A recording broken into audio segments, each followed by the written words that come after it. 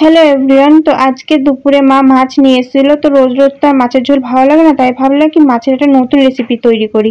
তোমরা নিশ্চয়ই আলু ভর্তা বেগুন ভর্তা খেয়েছো, তো আজকে আমি মাছ ভর্তা রেসিপি তোমাদেরকে দেখাবো। ঝটপট মাছের একটা রেসিপি। তো দেখো, ফার্স্টে মাছ ভেজে নিয়েছিলাম, তারপর এদিকে পেঁয়াজ কুচি ধনে পাতা কুচি আদা লঙ্কা কুচি নিয়ে নিয়েছিলাম। আর এটা হচ্ছে কাতলা মাছ। তো মা এদিকে মাছের ঝোল করছে, আমি সেখান থেকে কিছু মাছটা তুলে রেখেছিলাম যে মাছ ভর্তা তৈরি করবো বলে। তো ফার্স্টে দেখো মাছের থেকে সব কাঁটাগুলো আমি বেছে নিচ্ছিলাম। আর সত্যি কথা, মাছের ঝোল তো রোজ রোজ ভালো লাগে না, কিন্তু হ্যাঁ, এই মাছের ভর্তাটা কিন্তু খেতে খুবই ভালো লাগে। তোমরা প্লিজ একবার ট্রাই করে দেখো। তারপর মাছের থেকে সব কাঁটা বেছে নিয়েছিলাম, তারপর এদিকে পেঁয়াজ কুচি, তারপরে লঙ্কা কুচি, তারপরে দিয়ে দেবো ধনে পাতা আর আদা। আর আদা এটা আমি একটু গ্রেট করে দেবো, গ্রেট করে দিলে রসটা পড়লে আরো বেশি টেস্টি হয়। তো তারপর দেখো আমার একটু স্বাদ মতো নুনও নিয়ে নিলাম। আর এবার আমার রেডি মাছ ভর্তা। সত্যি কথা, মানে মাছের ঝোলের থেকেও বেশি ভালো লেগেছে মাছ ভর্তা খেতে।